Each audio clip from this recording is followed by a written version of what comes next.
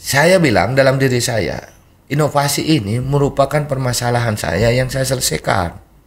Nah, bahasa kerennya, lo tahu nggak masalah lo? Kalau lo nggak tahu masalah lo sendiri, bagaimana orang, bos? Iya. Saya di penjagaan, apa yang saya inovasikan, Pak? Kayak itu ya? Duh, emang penjagaan itu udah betul? Ya, semua. Ya. Itu ini kayaknya perlu diangkat nih, Bang.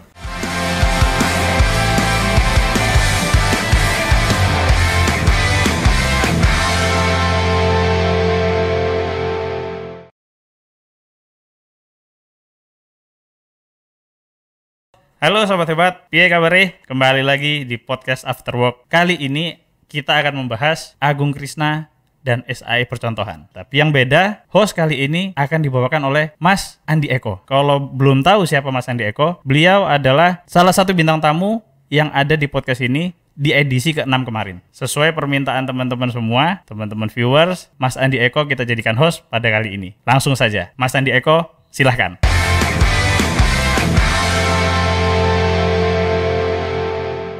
Selamat siang Pak Agung Krisna, selamat datang di podcast After Work di Kanwil Kemenkumham Jatim. Sebenarnya bukan saya hostnya Bang, tapi karena diminta tolong tadi dan juga ada permintaan dari viewers katanya.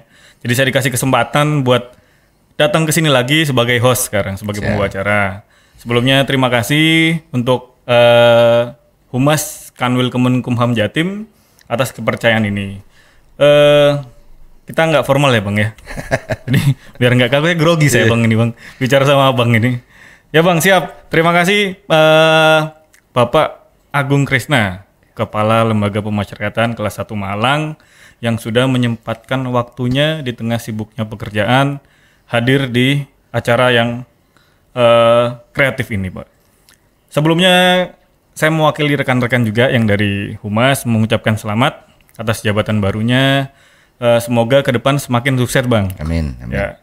Kita langsung aja ya Bang ya. Ya silakan. Baik Mas. Di sini akan membahas apa yang sudah Bapak lakukan selama dinas di Kementerian Hukum dan HAM, khususnya di Direktorat Jenderal Pemasyarakatan. Mungkin saya sendiri yang sebagai junior Abang, saya melihat banyak hal baru yang menjadi contoh, yang menjadi teladan bagi kami, dan mungkin di sini bisa di-share Bang, bisa diceritakan pengalamannya, kunci serta strateginya seperti apa. Ya. Sebelum membahas ke sana mungkin kita kenalan dulu Bang. Ya, jadi mengenal sosok Beli Agung. Ya. Mungkin Abang bisa memperkenalkan dulu. Ya. Nama saya asli Putra Bali. Putra Bali. Ya. Saya orang tua masih alhamdulillah masih sehat semua, berada di Bali, sepasang, ya, sepasang adik saya cewek. Adik cewek. Nah, sekarang di Bali lagi udah berdinas di rumah sakit. Oh, bukan di Kemenkumham ya Bang ya? Siap. Dan saya sudah dikaruniai 2 putra, ya, yang sekarang baru kelas 3 SD dan 1 SD, ya. Karena terlambat nikahnya. Terlambat nikah Bang? Umur berapa dulu nikah Bang? Saya umur 30, udah detik-detik terakhir, itu pun karena ancaman orang tua saya kan gitu. Akhirnya terpaksa menikah. Ya karena kenapa terjadi? Karena asik dengan pekerjaan. Berarti mencintai pekerjaan ya Bang ya? Happy dengan pekerjaan. Alhamdulillah. Kalau ditanya saya dulunya alumni Akib angkatan 34, tahun masuknya 98 dan lulus 2001. Nah, dari 2001 itulah melanglang buana di pemasyarakatan, ya, diawali saya berdinas di Pusdiklat, ya, angkatan 35 sampai 39 saya masih sempat jadi pembinanya. Pembina 3 tahun. Setelah jadi pembina, dan kita nikmati di pembina dengan teman-teman yang lainnya, sudah ada yang pindah ke Salemba, Cipinang zaman itu gitu ya. Kita diajak-ajakin, ayo. Ya saya bilang saya ditugaskan di Akib, ya sudah kita jalani. Dan memang apa namanya, mengasihkan suatu pekerjaan yang kita apa namanya, kita nikmati itu menjadi indah. Sama halnya dengan pengabdian kita di pemasyarakatan. Nah, aslinya saya nggak pernah bercita-cita jadi sipir, Oh nggak pernah bang? Ya? nggak. Terus bisa masuk ke Akademi Ilmu Masyarakatan itu gimana ceritanya? Bang? Saya suatu ketika tahun 98 lagi apa namanya, lagi rame demo-demo itu ya, orde baru itu, saya mau sekolah di STPDN dulunya, Oh iya siap. mau jadi bupati cita-citanya, mau jadi camat cita-citanya. Tapi 98 zaman itu kan masih ada channel ya, channelnya bubar karena apa namanya, kena demo Demo. ya, kena demo. Waduh, kaget juga, gimana saya. Terus saya di SMA saya dicari-cari sama guru saya, karena saya satu-satunya yang di kelas unggulan waktu itu. Ada tahun 98 itu ada kelas unggulan. Oh sudah ada kelas unggulan ya bang? Sudah. Saya di kelas unggulan yang kedua, tapi saya nggak ikut UMPTN. Saya bohongin guru saya semua tuh. Ya. Untuk adik-adik perlu tryout, saya ikut terus dan masih berkompetisi dengan teman-teman nilainya zaman itu. Terus saya nggak ikut UMPTN. Kenapa? Saya melihat teman-teman yang sudah sarjana di kampung saya, saudara-saudara saya, susah juga ternyata cari pekerjaan. Sehingga saya memutuskan saya mencari sekolah yang pasti selesai langsung untuk bekerja. Oke. Akabri nggak diizinkan sama orang tua karena saya putra satu-satunya di Bali itu, nggak boleh pewaris tunggal ya, patrilineal laki-laki. Nah, terus yang diizinkan itu hanya 2 waktu itu, STPDN dengan STKS. STKS yang di Bandung itu. Kesejahteraan sosial ya bang? Ya, saya daftar dua-duanya itu. Tapi di tengah pendaftaran seleksi ini datang tetangga lewat, ada penerimaan Akip katanya. Saya taunya Akip itu Akademi Kehakiman zaman itu. Zaman itu. Gratis apa enggak om? Saya bilang gitu. Gratis katanya. Lulusnya jadi apa? Dan om saya yang lewat itu yang saya panggil om dengan bahasa Bali pastinya. Oh nanti bisa jadi hakim katanya. Oh cocok lah saya. Berarti gitu. hakim ya bang ya? Tahunya lulus Akip ya kan? itu hakim ya? Nah, weh boleh juga saya bilang kan. Nah, ikutlah seleksi itu. Ikut seleksi ya dengan apa namanya? Tidak tahu apa-apa gitu ya. Dibantu sama pegawai Kanwil sehingga sampai ke Jakarta. Dulu seleksi Akip itu per regional. Regional Timur itu Bali, NTB, Kalimantan ikut di Bali semua.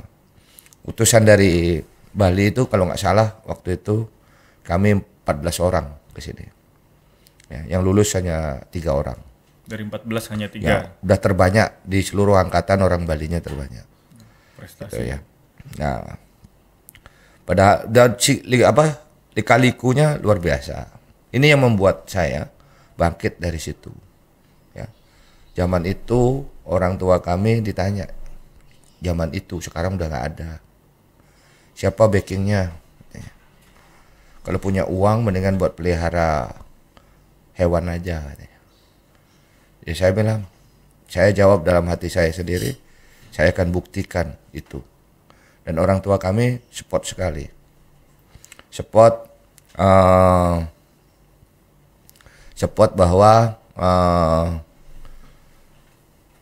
coba kalau di Bali ada tajen ya, mungkin Mas Andi paham tajen. Tajen itu disalahgunakan untuk judi gitu ya.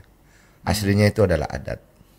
Adat ya. Adat tajennya, sabungan ayamnya, bukan judinya. Bukan judinya. Oh, iya. Orang tua saya, bapak saya waktu itu bilang, ya, anggap aja lah, saya sabungan ayam katanya. Tapi yang saya sabung anak saya. Kalau dibilang taruhan enggak apa-apa. Tapi kalau saya menang, anak saya jadi orang. Kalau kalah, anggap aja kalah main tajen katanya. Itu yang membakar setar awal saya jadi seperti saat ini. Saya ingat orang tua itu. Kaget, semester 1 masih umum ininya. pelajaran kan masih umum. Materinya ya, Bang. Materinya. Nah, setelah masuk semester 2 udah mulai ilmu pemasyarakatan. Wah, ini lama-lama betul kita jadi sipir itu. Dan saya janji di BPSDM itu bahwa saya tidak mau jadi sipir yang buka pintu gerbang itu. Lu berjanji itu? Iya. Waktu momen apa itu berjanji itu? Iya, saya tahu loh. Saya salah masuk. Oh. Saya salah info bahwa saya itu mau jadi hakim kok masuk jadi sipir gitu. Asli itu gitu. Akhirnya gimana caranya? Nah, mungkin ini untuk generasi muda penting ya. Penting bukannya sombong dengan diri sendiri, tidak. Yap. Terus gimana caranya ngakali? Bahwa biar tidak terjadi hal yang sudah kita bayangkan itu. Sudah pasti saya jadi sipir, Pak. Iya, Bang. Yang zaman itu sebutannya yang familiar itu pegawai penjara, sipir dan seterusnya. Masih negatif dulu. Ya, dan posisinya pasti negatif terus. Ya akhirnya saya memacu diri saya, diawali dengan semangat oleh orang tua, ya. Terus janji tadi saya nggak mau jadi tukang naik pos. Akhirnya berhasil usaha saya. Saya di tahun 2001 sayalah yang membacakan janji alumni angkatan 34. Artinya saya posisinya di tengah. Tengah. Ya, tengah itu nomor 2. Wah, luar biasa. Wah, kan? Nomor satunya Mbak Nyoman Budi Utami. Sekarang di Denpasar. Denpasar. Lapas perempuan Denpasar. Satunya lagi Pak Tetra. Yang peringkat 3, Bang. Ya, kalau tiga-tiganya yang memang luar biasa ya itu Mbak Nyoman. Itu dari semester 1 sampai lulus ya dia tok yang jadi yang satu. Yang giliran saya sama Pak Tetra sama Pak Tutut namanya. Itu giliran. Nomor 2, nomor 3 itu. Pokoknya itu aja. Nama-nama Budi Utami itu nomor 1. Nah, terus dari situ kebetulan waktu sekolah dulu di SD sampai SMP saya nggak pernah bayar sekolah, ya kan? Nggak pernah bayar karena dibayarin IPSI. Karena saya atlet bela diri. Oh, atlet bela diri juga ya, Bang ya? Wah, luar biasa. Ya kan? Hah? Bela diri apa? Kalau dulu di kampung namanya Bakti Negara. Bakti Negara. Sekarang masih, Bang? Bakti Negara itu? Masih ya? ada ya. Terus mungkin salah satu yang mendorong saya bisa lolos di AKIP karena banyak sertifikat dan piagamnya. Oh, waktu pendaftaran ya, Bang? Pada waktu pendaftaran. Menjadi bahan pertimbangannya. Terakhir waktu masih unyu-unyu itu saya sudah juara 2 di provinsi. 2 provinsi ya, Bang? Ya, Tingkat persiapan luar biasa. Pomnas ya untuk mahasiswa itu. Mahasiswa.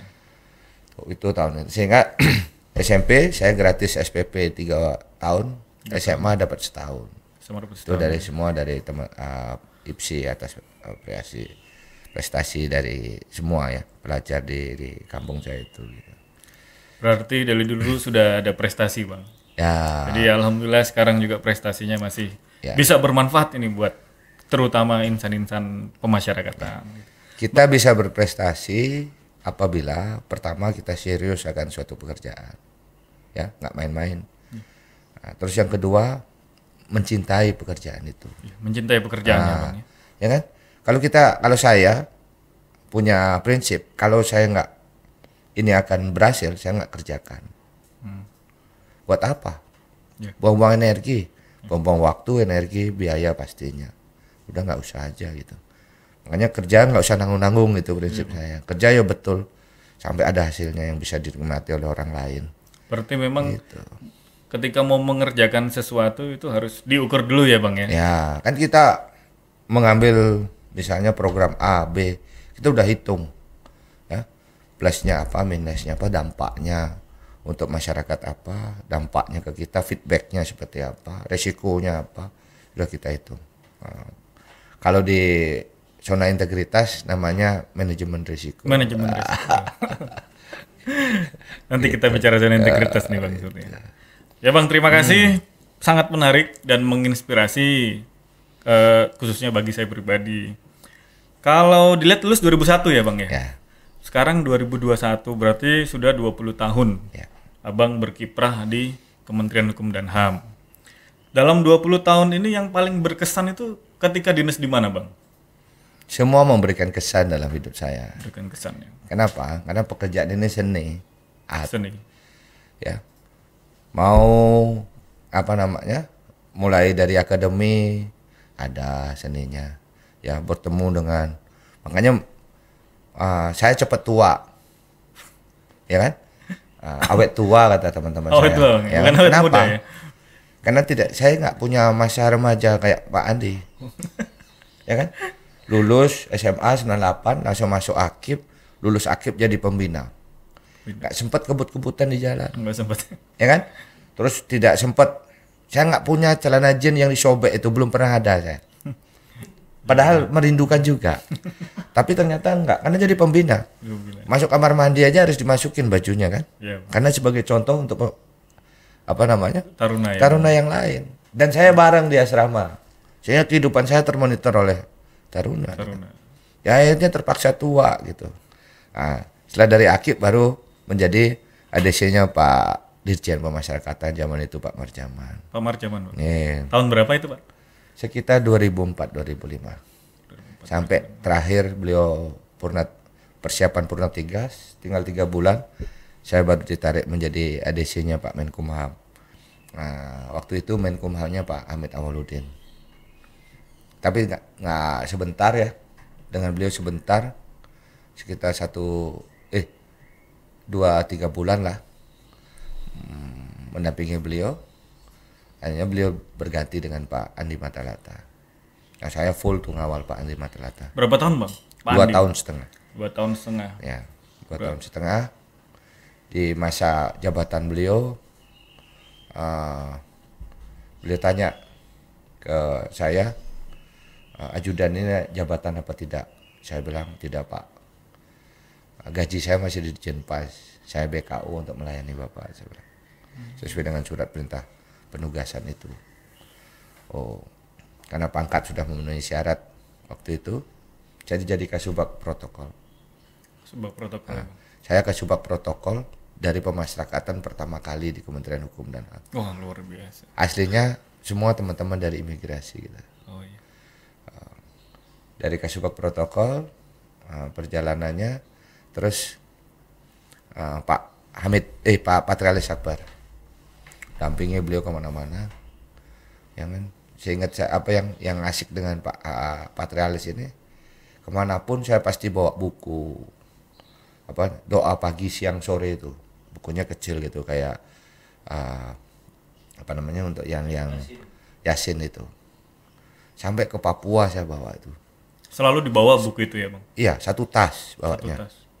Nah, orang Hindu yang bawa buku apa namanya agama sampai Al-Quran itu di tasnya adalah agung. Nah, itu kata ibu waktu itu. Ya. Dan yang paling sering ngingetin sholat kata ibu ya agung. Ya jangan takut, ya kan? Iya, Bang. Nanti jangan sampai pimpinan kita layani lewat waktu sholatnya karena Pak Patrialis luar biasa sholatnya. Nah, disitulah mulai di akhir jabatan beliau saya disuruh, sudah kamu kan alumni Akib gitu, Akib, kembalilah berkiprah ke pemasyarakatan. Oh siapa Pak? Saya bilang, kalau saya prinsipnya perintah pasti saya laksanakan, ya kan. Nah, akhirnya saya pada saat itu jadi karutan di Batam. Di Batam. Di Batam, karutan kelas 2A di Batam. Barelang. Enggak, ya sekarang Barelang. Dulunya di Lagwe namanya. Rutan Lagwe. Baloe. Ya. Ya. Tapi lucu, saya ingat dengan janji saya di PPSDM, Pak Andi. Saya karutan ya. Apakah saya mengingkari janji saya nggak mau jadi sipir gitu?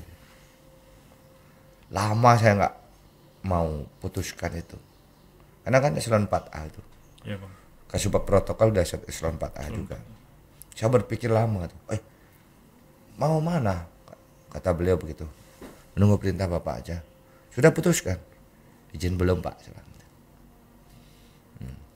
Belum, akhirnya saya kalau teman-teman muslim apa namanya sholat malam itu apa? Oh, Istiqoroh ya. Ah, oh iya, ternyata itu kan nggak sipir gitu ya. Bukan yang buka gerbang itu, saya kepalanya. Kepalanya. Berarti saya nggak kena janji itu gitu ya. Nah, hanya saya terima bagian dari pengabdian saya. Di Batam 2 tahun lewat. Nah, pas di Batam 2 tahun lewat, ada pergantian kepemimpinan lagi di Kementerian Hukum. Dari Pak apa namanya, Pak Amir Samsudin ke Pak Yasona Lawli. Hanya saya tarik lagi kembali untuk melayani pimpinan di kantor pusat menjadi kabak protokol dan pengamanan. Sehingga zaman Pak Amir ini, Pak Amir dilantik, saya sempat layani 3 bulan. Sebelum beliau berganti dengan Pak Yasona Lawli, saya layani lagi 2 bulan terakhir persiapan pergantian itu. Karena kabinet berganti kan pasti berganti. Iya, Bang. Itu sehingga perjalanan kami ya teknis administrasi begitu. Ya semua kita ada plus minusnya. Tinggal kita memaknai pengabdian ini seperti apa. Kalau nggak enjoy ya rugi sendiri. Ya mungkin Pak Andi pernah di kantor pusat berangkat pagi, pulang kalau pimpinannya belum pulang kita nggak pulang. Iya. Ya kan? Iya. Ya itu resiko. Hari Minggu mau keliling-keliling atau mau pacaran kalau Pak Andi dulu, ya kan? Iya, Nggak bisa. Ya itu bagian dari pengabdian. Kalau itu dijadiin beban, akhirnya capek sendiri. Kalau saya nikmati saja. Makanya agak terlambat nikahnya. Sehingga saya nikah udah eselon 4A, Kasubag Protokol. Di umur 30 tahun. Tapi nggak apa-apa. Udah 30 loh katanya orang tua saya pas pulang kampung itu. Ya kan? Dan itu kita tergantung kita lah memaknai hidup ini seperti apa. Kalau memang serius pasti ada jalannya. Ya. Ya. Kalau kita hanya main-main saja, mendingan nggak usah menurut saya. Semua punya kesempatan yang sama. Ya, tergantung kitanya. Ya. Mungkin itu dulu. Ada yang lain, Mas? Menarik, Bang. Banyak sebenarnya kalau diulas satu persatu, Bang. Cuman ini ada catatan saya ini, Bang. Terkait dengan penugasan Abang sebagai ADC pertama kali ADC Menteri, Bang. Itu kan tahun 98 2004, 2000. ya. Yang 98 ada ini 2007 tuh. 2007 ya, Bang. Ya, artinya dari 98 sampai 2007 itu kan berarti kan awal-awal reformasi, Bang. Mungkin banyak perubahan di tataran pimpinan yang berada di Jakarta. Kalau Abang menyikapi bagaimana suasana pada saat itu? Jadi ketika menjadi ADC Menteri pada waktu itu, apa yang harus Abang amankan, apa yang harus Abang layani jika dikaitkan dengan transisi reformasi awal itu, Bang? Banyak permasalahan, ya. Seorang ADC sumpahnya buka mata, buka telinga, tutup mulut. Buka mata, buka telinga, tutup mulut. Ya. Saya sampai sekarang apapun yang saya lihat, apapun yang saya dengar nggak pernah keluar dari mulut saya sampai sekarang. Ya. Itu ADC karena bersifatnya personal. Nah, dari itulah mungkin orang percaya jadinya. Ya. Nah, banyak apa namanya lika-likunya, kebijakan dan lain sebagainya kita tahu semua. Tapi saya diam. Ya. Ya. Karena itu sumpah kita. Sumpah ya, Bang, ya? Memang sudah ada sumpahnya. Ya perjanjiannya itu. Perjanjian. Ya. Nah, termasuk dengan istri saya, termasuk dengan istri-istri beliau kan gitu. Ya kan? Iya, iya. Kalau ya karena kita sifatnya personal ya. Personal. Dan kita siap menjadi tameng hidupnya beliau. Itu pengabdian yang tuntas gitu. Ya. Pernah suatu ketika di Ambon, pas kami harus transit di Ambon karena ketinggalan pesawat pulang ke Jakarta, akhirnya kami turun di Ambon. Ini perjalanan hidup yang paling saya ingat jadi ADC dengan Pak Andi Matalata. Saya bertukar kendaraan, saya yang di mobilnya Pak Menteri, beliau yang di mobilnya pengawal. Karena situasi waktu itu memang luar biasa. Satu mobil itu semua bersenjata, semua siap udah dikokang waktu itu. Itu yang nggak pernah saya lupa. Berarti abang Kalau sempat memang tukar itu, ya bang, ya, ya, mobil sampai ya? tukar mobil karena hitungan teman-teman dari Kopassus yang awal kami 4 orang itu, ini berisiko Pak, Bapak tukar, tapi tetap nggak boleh apa namanya, kepalanya itu harus tetap ada gitu. Ya kan berarti kan diumpanin aja saya kalau terjadi apa-apa kan. Ya kan. Kalau Starman dapat honor kan gitu kan. Kalau ini kan ajudan diumpanin, saya di mobilnya Pak Menteri. Teman-teman dari pamtupnya itu pengamanan tertutupnya di samping saya udah semua kokang senjata begini termasuk kita. Sekalinya saya bawa senjata terkokang ya di situ selama saya jadi ajudan menteri. Ya kan kita di apa namanya disiapkan senpi ya oleh negara. Itu aja. Selain itu nggak pernah. Wah, sampai Nggak pernah. kesana ya bang. Itu yang berpikir sekarang juga ini cerita dari abang ini. Ya. Luar Jangan sampai kita ajudan yang nyelamatin diri bosnya mati ucar-kacir nggak bisa. Ya kan? Sampai Pak Menteri waktu itu, kenapa Gung? Pokoknya Bapak masuk aja di mobil saya. Kalau ada apa-apa Bapak tinggal. Ini urusan kami gitu. Dia nggak tahu bahwa situasi dalam perjalanan dari titik A ke titik B itu ada di potensinya besar lah. Kan saya percaya dengan teman-teman wilayah ya. Yang sudah dari Intel, Kodim dan semuanya itu yang mengamankan Pak Menteri. Risiko Pak katanya. Ya sudah, oke saya bilang. Ya kan? Pasang badan, pasang kepala, pasang nyawa ya bang. Iya, itu pengabdian tuntas. Sehingga sampai sekarang pun saya bersyukur kepercayaan itu tetap diamanahkan oleh pimpinan ke kita karena kita jaga itu. Gitu. Ya, siap. Makasih bang. Ini ceritanya menarik bang. Ya. Banyak ilmunya, terutama buat teman-teman muda yang saat ini khususnya berkarir di Kementerian Hukum dan HAM. Semoga semangatnya bisa meniru Beli Agung, ide-idenya, daya ciptanya juga bisa meniru Beli Agung. Saya kebetulan 2021 di Jawa Timur juga bang. Jadi dengarlah apa yang abang lakukan di Malang gitu. 2021, 2020 mungkin tepatnya ya bang ya. Pencapaian-pencapaian yang memang menjadi target baik dari Kemenkumham maupun Direktorat Jenderal Pemasyarakatan. Di sini mungkin abang bisa cerita, bisa sharing strateginya, mungkin apa saja yang harus ditempuh untuk dapat terutama mewujudkan pembangunan zona integritas menuju wilayah WBK dan WBBM. Ini kan 2020 kemarin Lapas Kelas 1 Malang mendapatkan gelar WBBM ya Bang ya. Dan itu di kepemimpinan Beli Agung. Bisa mungkin diceritakan Bang? Biar kami tahu nih, termasuk saya juga Bang. Saya mengawali terjun di WBK WBBM pada saat saya menjadi Kalapas kelas 2 Cibinong. Tahun berapa itu Bang? Tahun 2017.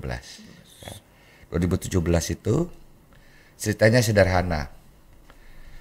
Ya kan saya ditelepon, nanti akan ada tim dari Inspektorat Jenderal untuk menilai untuk mengecek. Kalau sekarang dibilangnya tim intern itu, ya kan, TPI persiapan. Terus saya kumpulkan pejabat. Ini saya cerita Cibinong sedikit nggak apa-apa ya. Nggak apa-apa Bang, justru kalau bisa banyak juga saya nggak apa-apa Bang. Kumpulkan teman-teman yang di Cibinong.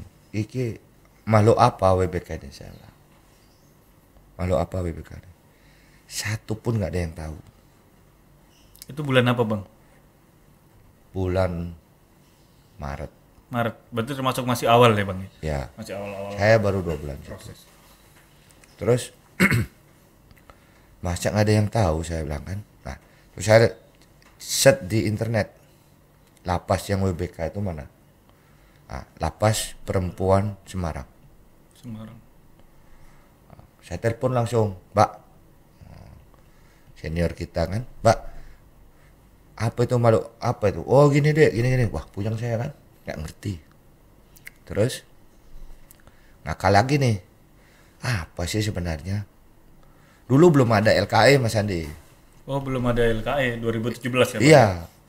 Ya kan, kita terjun bebas betul waktu itu. LKE-nya tidak sedetail ini. LKE-nya masuk LKE global yang dari Kemenpan itu. Ya kan? Tapi area perubahan masih ya, Bang ya? Ya, kalau 6 area perubahan itu kan pokoknya. Setelah itu indikatornya ada LKE. Tapi terjemahan LKE-nya itu belum ada waktu itu, sehingga meraba-raba. Apa yang saya lakukan? Saya buka lagi Google, saya saya search, ternyata ada salah satu teman saya yang mendapat WBBM 2 kali berturut-turut. Beliau Kapolres Jember. Kapolres Jember, Bang. Nah, namanya saya lupa. Ya, beliau Pak Bungkol Mabes Polri waktu itu, sering kontak sama kita. Terus saya telepon beliau, Pak Dan, saya bilang itu, saya sekarang di Cibinong nih, mau ada TPI ke Cibinong terkait dengan zona integritas. Oh iya, katanya, maju terus Mas, katanya. Pokoknya aku dukung. Ya dukung, mana dokumennya? Saya bilang. Ya, aku nggak ngerti nih. Satu kantor nih nggak ada yang tahu WBBM ini, saya bilang. Ah udah lama itu, kata Pak Kapolres kan. Sudahlah, saya kan nggak mungkin nyontek juga sampean itu. Sampean polisi, saya sipir, saya bilang gitu kan. Pokoknya kita harus berbuat Mas Agung. Kita datang dari Monas katanya gitu. Oh siap. Nanti Mas Agung saya kirim Kapolres itu. Saya kirim nomor telepon ketua ZI, nanti komunikasi apa butuhnya minta. Dikirimlah semua dokumennya itu. Nah, disitulah saya pelajari dokumennya, terus dan saya bandingkan dengan kebutuhan pemasyarakatan. Ya kan? Nah, benar. Saya ingat banget dan masih ada fotonya. Waktu pertama saya membangun zona ZI, itu liburan Imlek tahun 2017. Ya kan? Karena saya pakai celana pendek, ya kan? Saya kumpulin tunas-tunas 2017 itu, dia nyari, terus saya bandingkan itu. Kalau di Polri itu begini, kalau di kita apa? Ya. Sampai ketemu detailnya. Sehingga kebetulan waktu itu saya selesai baru masih ingat tentang PEM 3. PEM 3. Ini hampir sama ini dalam hati saya. Menentukan poin-poinnya itu ditambahkan eviden gitu ya. Kan itu ya. Ini ini evidennya ini. Oh iya ya. Akhirnya kumpul lah. Dari satu orang tunas nggak muat otaknya, ya kan? Muat otaknya. Nggak muat otaknya tambah 3 lagi. Ada ini udah puyeng dia. Pulang lagi, tukar lagi. Sampai ketemu 7 orang itu. Adik-adik tunas 2017. Akhirnya timnya jadi 10 orang. 10 orang itu? 10 orang. Ya, tim yang dari tunas yang saya ajak diskusi waktu itu. Tapi ketua Pokjanya struktural? Struktural. Ya. Nah, terus ada yang lucu gitu. Ya kadang semua antara teman-teman di pusat juga nggak begitu memahami. Kan ini dibilang meluk gaib juga goib gitu kan. Tapi harus kita lakukan. Tapi saya nggak menyerah waktu itu, menyerah. Masa nggak bisa lah. Apa yang nggak bisa diselesaikan? Tinggal diskusi saja. Nah, mulai dari situlah tahu. Oh, ternyata ini yang dimaksud ini itu ini gitu ya. Nah, contohnya yang saya masih ingat, saya tanya sama teman-teman di kantor pusat pembentukan tim ZI. Nah, saya udah buatkan tuh dokumennya tuh. Ada undangan, ada seleksinya, ada ininya. Udah kita lakukan semua. Orang teman-teman dari pusat, enggak Pak, cukup SK-nya aja. Gitu. Terus saya bilang, Bu, Mas, udah taruh aja lah di situ, saya bilang. Kalau SK-nya nilainya sekian, kalau pakai proses nilainya sekian. Saya sudah lihat LKE-nya. Abang jelaskan itu ya Bang ya? Iya, kaget tuh, teman-teman tuh kaget. Bapak dapat dari mana? Ya pokoknya ada, saya bilang. Ya. Terus pembangunan itu ZI itu saking penasarannya nggak ada yang tahu nih bisa menjelaskan. Saya cari teman-teman di Menpan yang bisa menjelaskan. Dulu akses saya nggak tahu. Ketemulah beliau pensiunan itu. Kan kita senang udah kantor udah mulai bersih gitu ya, fasilitas sudah oke. Saya ajak keliling, Bapak mau izin? Saya bilang, Bapak berkenan keliling lihat fasilitas layanan kami atau apa? Enggak, katanya. Enggak. Opo iki Bapak ini dalam hati saya. Nah, kan? Iya. Terus sedangkan teman-teman di Kementerian Hukum menjadi fokusnya itu.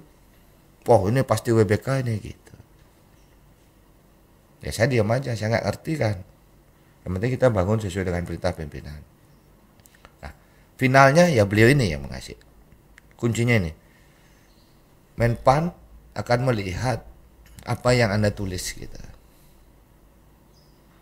Ya, yang Anda tulis artinya yang ada di dokumen. Itu yang dipelajari. Terus beliau itu nyampaikan ke saya. Apa menjadi program Anda, layanan publik Anda. Saya kasih buku yang biru itu, standar layanan publik Direktorat Jenderal Pemasyarakatan. Ada 40 sekian, 37-nya pemasyarakatan. Terus ditanya saya sama beliau, yakin bisa? Harus bisa, saya bilang. Karena ini udah target saya dan pimpinan dan organisasi. Harus bisa, saya bilang. Kalau ini Anda nggak lulus katanya gitu. Nggak lulus bang? Nggak lulus. Oh, gitu kan. Kalau semuanya. Loh, nggak harus lulus, saya bilang gitu. Nah ini udah mulai keras kepala saya kan. Gimana caranya lulus ini Pak? Saya bilang gitu. Nggak, kalau semuanya ini nggak bisa, nggak akan mampu. Terlalu luas. Terlalu luas. Terus anggaran, SDM, fasilitas itu mentok. Nah, terus ditanyalah dengan sederhana oleh beliau ke saya. Nah, Pak Kalapas gini aja katanya. Hari ini isi lapas Cipinang berapa? 1.300 sekian Pak. Kapasitas 700 sekian. Nah, over nggak? Iya Pak. Nah, standar layanan penempatan narapidana tidak terwujud loh Pak. Kata beliau, Anda nggak lulus katanya. Langsung gitu ya bang? Kan? Ya juga ya, ya kan? Iya. Terus ada nggak HP di dalam? Kata beliau. Jawaban saya, setiap saya razia dapat. Jawaban saya gitu. Jujur ya bang ya? Bilangnya kan gitu Iya. kan. Saya nggak bilang nggak ada, Iya. tapi setiap saya razia dapat Pak. Nah, berarti standar layanan pengamanan nggak terpenuhi. Terus makan orang ini gimana? Ya, makanan kan udah ada budgetnya. 16.000 apa waktu itu. Sekarang udah 19.000 ya. 14. Nah, itu kalau Pak Kalapas, kalau di luar makan, saya tukang makan warteg, saya bilang lebih enak itu. Ya kan? Berapa? Nah, habis itu Pak dapat teh manis saja, saya bilang. Itu pun nasi telur sama air. Nggak dapat ayam kan, nasi telur. Nah, berarti kan standar kehidupan makannya aja secara ideal seorang manusia nggak terpenuhi. Nggak terpenuhi. Nggak lulus lagi katanya. Oh berarti saya nggak lulus ini Pak, katanya gitu. Tapi saya harus lulus ini, gimana caranya? Nah, oh kalau itu begini caranya. Saya bukannya membantu Anda untuk Anda luluskan. Ini menjadi sampai sekarang saya ingat. Di toolsnya, di manajemen perubahan, ada namanya penyusunan program prioritas. Dan rencana aksi itu ya bang? Jadi rencana aksi itu ada penetapan program prioritas. Ini bagian sosialisasi saya ke teman-teman Tunas yang menjadi tim ZI. Ya kan? Pada saat penetapan program prioritas, ditetapkan lalu tuh 3 program prioritas yang namanya yang berdasarkan hasil analisis risiko yang paling besar. Itulah yang Anda tangani secara bertahap. Kenapa pembangunan ZI ini bukannya setahun selesai? Ya. Kan terus dinilai itu. Walaupun kami sudah WBM saat ini, besok dinilai lagi. Kenapa? Berkesinambungan. Karena itu, biar sampai 37 item itu terpenuhi gitu loh. Kan nggak ada yang pernah cerita itu kan? Iya, tidak ada bang. Sekarang misalnya WBK 3, besok WBM nambah 1 lagi. Berarti 4 zona ini udah aman. Terus tambah lagi. Gitu Pak. Maksudnya Kemenpan RB itu begitu. Itulah menjadi pencerahan saya betul. terkait dengan pembangunan set ini. Jadi saya bilang, yang masih bisa kita tangani waktu itu kunjungan, layanan kunjungan itu karena terlibat masyarakat luar, terus remisi, pelayanan hak, dan terus layanan informasi, subservice. Modalnya subservice ini alatnya sudah ada, sudah di drop sama di Jenpas, tinggal inputnya dengan benar. Udah, 3 inilah yang menjadi unggulannya di sana. Saya bandingkan dengan teman-teman kepolisian, ya kan? SIM, ya kan? Pelayanan SIM online, SKCK, Samsat, SPKT, 4 itu. Oh, ya bisa kita. Artinya apa? Bukannya yang lainnya tidak berani. Berani, bertahap. Ini tapi program prioritasnya. Pada saat dalam lingkungan itu sudah tertanam, terbangun integritas, itu udah pasti nyebar pelan-pelan dan mempengaruhi sistem kerja, Pak. Nah, begitu juga halnya kami di Lapas Malang juga begitu. Ya, saya meneruskan pembangunan SETI WBK-nya dari Pak Yudi. Di detik-detik terakhir kami masuk menggantikan beliau. Alhamdulillah lolos pembangunan WBK-nya dan melanjutkan ke WBBM. Ya kan? Memang fenomenal. Ya. Dari Cibinong fenomenal. Waktu itu saya ditantang apakah bisa Cibinong dengan isi 1000 WBK gitu ya. Nah, saya bilang bisa. Sepanjang timnya ini solid. Ya kan? Tim ini saling membantu satu yang lain. Bisa. Masalah ada namanya kita di lapas. Tempatnya teman-teman yang bermasalah. Ya biasa ditangani sepanjang kita tidak ikut. Ya kan? Modal pembangunan zona integritas untuk teman-teman namanya role model. Kita sebagai contoh. Kalau kitanya saya Kalapas, kitanya Mas Andi tim SETI, kitanya Setap dia dengan lingkungannya. Jangan dibilang oh ini role modelnya jelek, Kalapasnya jelek, pejabat strukturalnya jelek. Ya kita menjadi role model di lingkungan kita. Kalau semua orang berubah dalam posisi yang berbeda, itu organisasi akan berubah. Kadang kita bisa nuntut pimpinan kita yang ya gimana Pak pimpinannya kayak begitu. Ya, sekarang saya tanya Mas Andi, saya perintahkan yang melanggar menurut Mas Andi melanggar. Pada saat Anda bilang sudah terbangun zona integritas itu apa yang Anda bilang? Pasti dia sampai bilang Pak mohon izin Pak Kalapas, ini aturannya Pak. Nggak bisa. Bisa nggak saya maksa Anda? Tidak pasti bisa. Akan terjadi. Saya pun menjadi pikiran saya.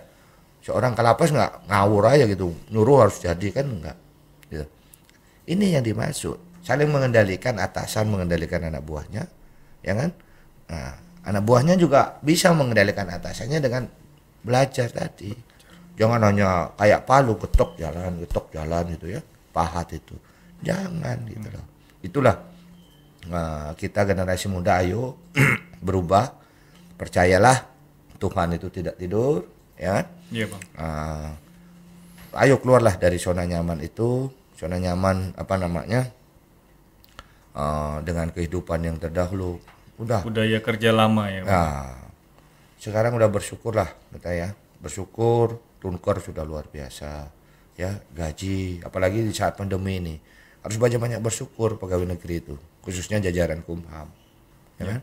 Orang susah di luar, kita WFA dapat duit, ya kan? Iya. Betul kan? Ayo, WFA tetap digaji. Nah, kurang bersyukur apa lagi? Orang dipecatin dulu gagah dia jadi pegawai hotel, jadi kerja di kapal pesiar, sekarang dipulangin kita. Di kampung saya banyak pengangguran sekarang. Karena yang di kapal pesiar itu pulang semua. Kalau dulu kapal pesiarnya mereka pulang sampai di rumah kerjanya borong sawah, bikin rumah. Sekarang, nah, makanya itu yang harus kita syukuri. Iya. Rezeki kita sehat, sudah rezeki. Jangan rezeki itu hanya disampaikan, diartikan dengan materi ya. Materi saja. Ya jangan, sehat. Bisa diskusi hari ini. Ya. Akalnya sehat ya Bang. Iya, senyumnya kan gitu. Mungkin yang agak misunderstanding itu antara WBK dan WBBM ini perbedaannya di mana? Ya, kalau kalau WBK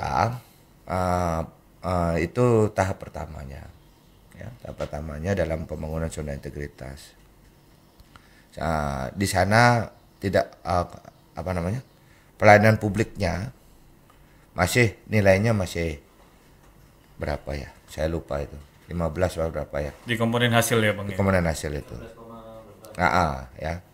Nah, tetapi kalau di BBBM memang betul-betul harus ada program yang wow, kata kalau beliau di Menpan RB itu wow, memang luar biasa. Ya. Wow yang luar biasa sebenarnya sederhana. Mencari wow yang tinggal kita berani berubah nggak gitu. Ya. Apa pertanyaannya, pasti kan Mas Ani akan nanya, di Malang bisa mendapatkan BBM apa yang wow-nya? Iya. Kan itu ya. Iya. Wow-nya program ini adalah yang pertama terkait dengan pelayanan publik, peningkatan dari WBK itu layanan kunjungan. Dulunya berbasis website untuk antriannya.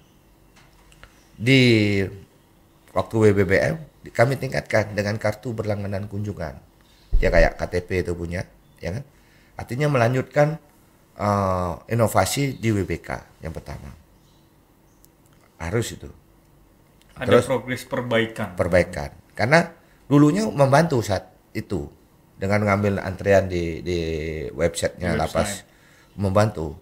Ternyata setelah ada peningkatan publik, kita harus evaluasi. Ternyata masih menimbulkan penumpukan. Karena apa? Karena pegawai harus diturunkan untuk menginput, namanya Pak Andi mau besok Pak Agung, itu masih diinput, ya kan? Sedangkan kami kunjungannya sehari bisa sampai 1.000 orang. Sehari di lapas Malang. Sebelum COVID ya. Sampai 1.000 orang. Sehingga konsentrasi hanya di itu saja. Dan saya evaluasi, coba cek namanya yang kunjungan, ya orangnya ini aja katanya anak-anak itu. Ya sudah kalau gitu kita bikinin kartu berlangganan. Akhirnya di kartu berlangganan itulah dikasih QR code. Pada saat dia tap di pembaca QR code itu udah langsung Pak Andi ketemu Pak Agung, sehingga dia masuk sendiri gitu. Lebih mudah, lebih cepat, lebih murah.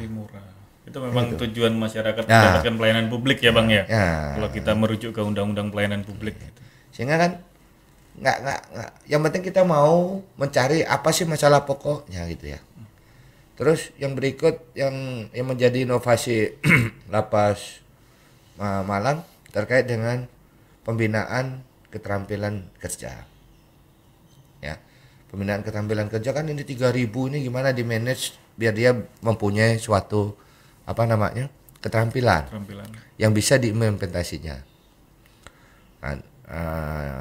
Dan bersyukurnya di tahun 2020 kami diberikan anggaran oleh Kementerian Hukum dan HAM melalui Dirjen Pas, ada anggaran 1,9 miliar untuk pembangunan itu dengan target 1.000 orang yang mengikuti kegiatan pelatihan keterampilan ya Bang. Ini terkait pertanyaannya Mas Andi terkait pembangunan saya di Ngajum ini ya. Nah, ini sebenarnya inovasi ya, inovasi dalam rangka WBBM, tapi menjadi ada wujudnya itu ya. Iya. Mulai dari kami coba yang teman-teman yang dilatih di dalam lapas, pelatihan konstruksi, pelatihan ini, dia mempraktekkannya dengan sekaligus membenari pembenahan di lapas. Contohnya, kami bikin pelatihan pertamanan. Oke, pelatihan pertamanan kan dilatih, ada teman dari BLK yang latih ke situ. Nah, dibikinlah taman yang di depan blok gitu. Kantor saya jadi bagus, pelatihannya tercapai, sertifikatnya. Kan begitu. Iya. Sederhana kok pemikirannya. Begitu juga kalau ada pertanyaan gimana Pak, Bapak membangun Ngajum itu? Loh, itu semua implementasi dari pelatihan. Pelatihan konstruksi, ya kan? Jadinya misalnya pondasi dari aula-aula itu. Pelatihan bambu jadinya aula itu atasnya. Pelatihan perikanan, sementara ikannya belum ada waktu itu, kita bikin kolam. Pelatihan pengelasan isinya tulisan itu, ya kan tuh. Sehingga semua jadi bermanfaat, ada hasilnya, ada peninggalannya. Tidak hanya sertifikat yang didapat oleh teman-teman, tapi negara ini, organisasi ini, Kementerian Hukum dan HAM, ada wujudnya dari pelatihan itu. Tidak hanya sertifikat terampil, tetapi ada wujud yang bisa dikembangkan di kemudian hari. Kan begitu. Nah itu sebenarnya nggak ada duit apa namanya, duit saya, duit siapa, nggak ada itu. Sudah ada dari negara ya bang. Dan ini bang, ini perspektif saya. Ya. Selain abang menjalankan salah satu misi yang dalam rupa SAE, sarana asimilasi dan edukasi itu, saya berpikir juga ini berpengaruh terhadap proses pemerintahan yang ada di Malang bang. Ya.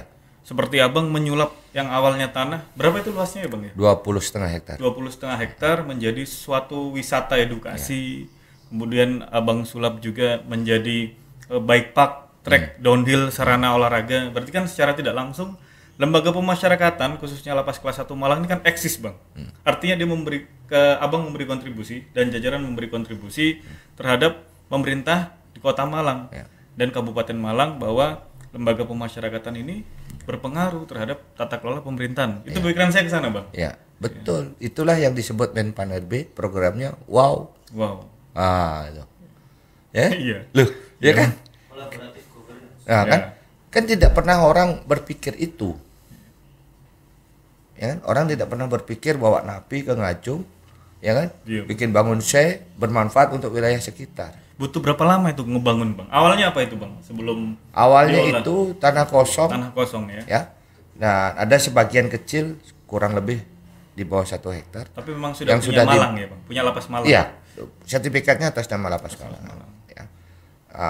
Yang peninggalan Pak Kakanwil kita, Pak Krismono kan mantan Kalapas sana. Ada komplek peternakan terpadu. Paling 500 meter lah itu. Ya kan? Sisanya masih disewakan dengan tebu, Mas. Oh, disewakan. Sewakan. Terus yang yang bikin saya tertantang di di Ngajum itu, sama saya ceritakan dengan teman-teman yang bertugas di situ sama masyarakat, jawabannya sederhana. Bapak Kalapas yang sekian kalinya akan membangun ini menjadi tempat wisata, katanya. Maksudnya sebenarnya itu satu katanya gitu. Terus gimana? Ya tapi susah terwujudnya Pak, katanya.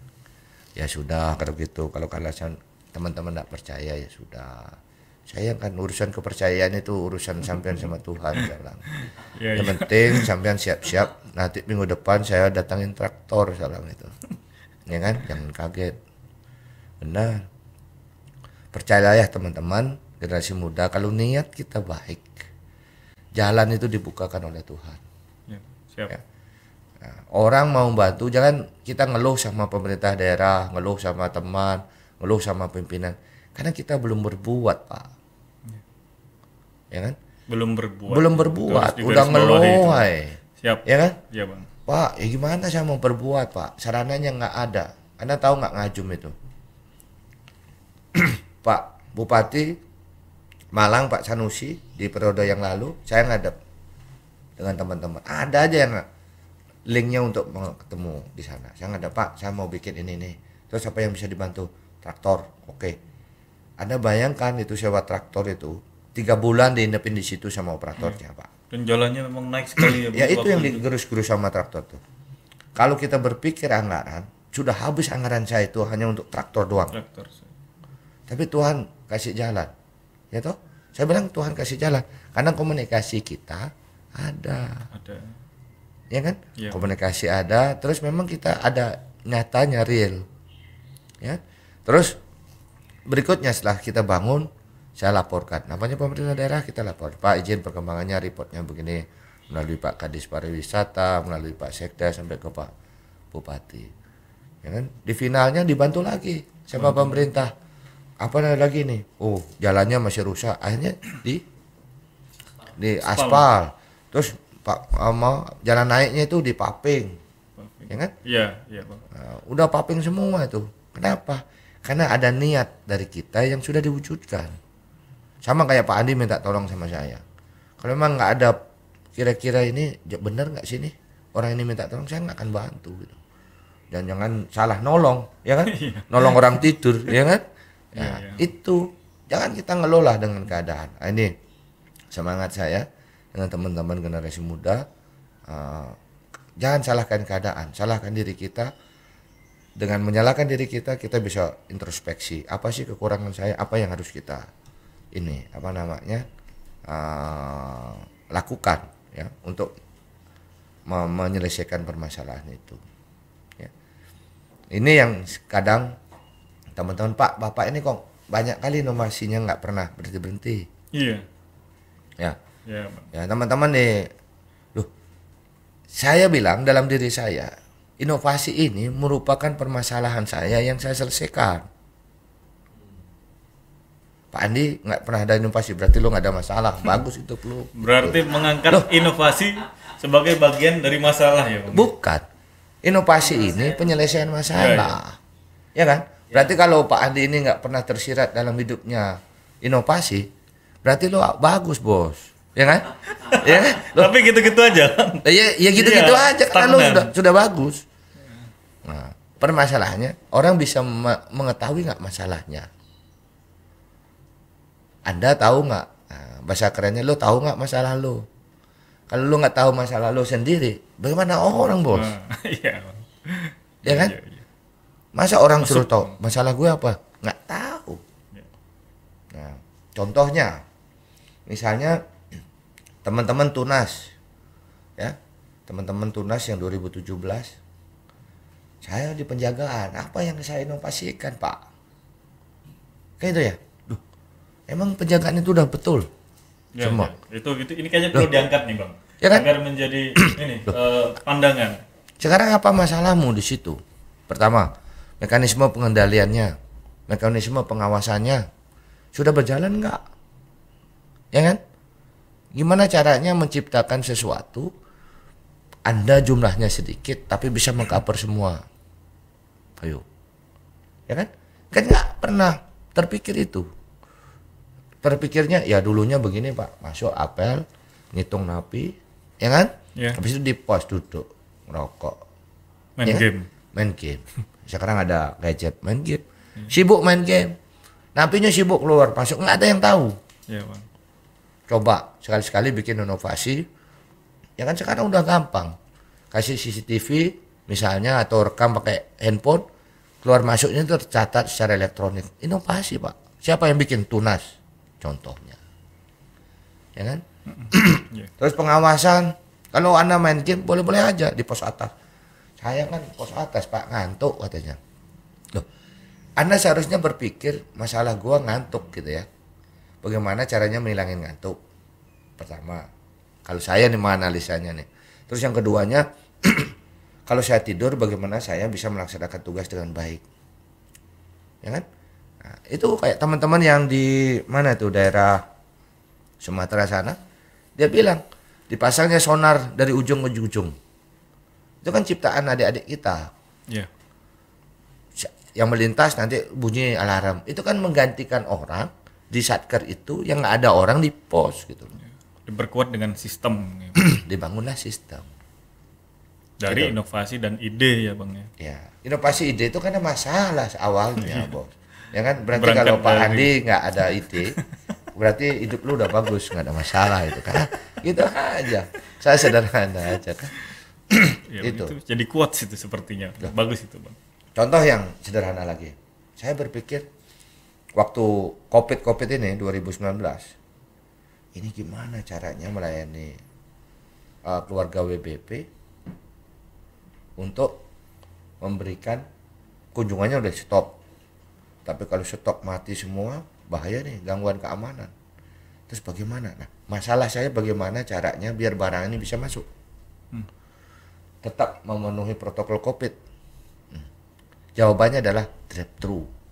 Drive-thru. Iya. Masalah awalnya, Pak, yang saya selesaikan gitu. Ya jika kan bolak-balik coba ini dulu, oh nggak bisa. Itu Pak, usaha itu. Ya, jangan salahkan Agung Krishna punya ini, karena saya sebenarnya aslinya banyak masalah gitu. Ya kan? Saya selesaikan gitu loh. Banyak masalah selesaikan. Pak Andi melihat bahwa drive-thru itu suatu yang luar biasa. Enggak, saya nganterin anak saya makan KFC pakai drive-thru, nggak ada masalahnya. Jangan gitu. Iya, Bang. Itu aja. Contoh sebenarnya ada banyak ya. Kalau inovasi dibilang teman-teman, kalau saya sih tidak bilang inovasi ya. Ya, pemecahan masalah saya berkaca di apalagi sekarang dunia maya ini luar biasa ya. Bisa kita banding-bandingkan, bisa terbuka enggak. Tahun 2013 ya kan? 2013 benar. Saya sudah menjadi petugas pegawai apa namanya, ada sertifikatnya, juara 1 inovasi pegawai Kementerian Hukum dan HAM 2013. waktu saya di Rutan Batam. Dari masalah juga gitu loh. Masalah ternyata pintu itu kuncinya hanya di slot, tidak terkunci gitu. Nah, saya analisa, oh iya ya, ini penyebab masalah ini. Saya selesaikan, bikin pintu seperti yang sekarang dipakai di kantor-kantor pemerintahan itu, pakai sidik jari, cekruk. Sehingga tahulah saya siapa pegawai yang piket, siapa yang nggak datang, ya kan? Dari pintu itu. Dan pintu itu terkunci. Hanya ada limit waktu, apa namanya, kekuatan untuk mendobrak pintu itu sekian kilo, baru dia terbuka. Itu yang dapat juara. Nah, 2013 kalau nggak salah. Nah, dari pengalaman itulah saya yakin kita generasi muda, kalau ada masalah kita hadapi dengan baik, tenang, analisa dengan baik, temukan sampai tuntas permasalahannya. Nah, orang pasti melihatnya itu inovasi. Ya? Nah, contoh hal yang sederhana di Lapas Malang, sampah menjadi masalah dulunya. Ternyata saya dibantu Pak KPLP, Pak Wayat. Masalah ini gimana caranya sampah ini tidak jadi masalah. Sehingga beliau bikinlah pengelolaan sampah. Sehingga dulunya seminggu 2 kali, sekarang mungkin sebulan 2 kali orang ngambil sampah yang tidak bisa diolah. Dan sampah yang diolah menghasilkan uang. Contohnya botol plastik. Ini saya baru tahu. Harga kalau begini dijual murah. Tapi kalau sudah dipisah, ininya dipisah, plastiknya dipisah, ini labelnya dipisah, itu lebih mahal. Naik harganya. Karena beda. Harga tutupnya sekian, harga plastiknya sekian, harga labelnya ini sekian. Gitu. Tapi ini juga tidak promosi ya teman-teman, dengan merek ini. Analogi aja. Ya, analogi. Jual bersih. Ya.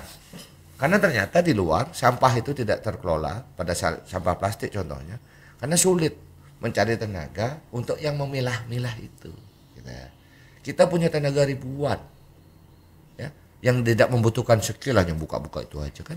Inilah dimanfaatkan oleh teman-teman, ya kan, dengan tim kreatifnya Elsima, ya kan, hanya bisa teman-teman bilang itu inovasi, enggak juga, masalah sampah itu. Ya kan? Berarti WBK masalah ya, Bang? Masalah. Kenapa kita nggak bisa berubah, itu masalahnya. Ya kan? Ya.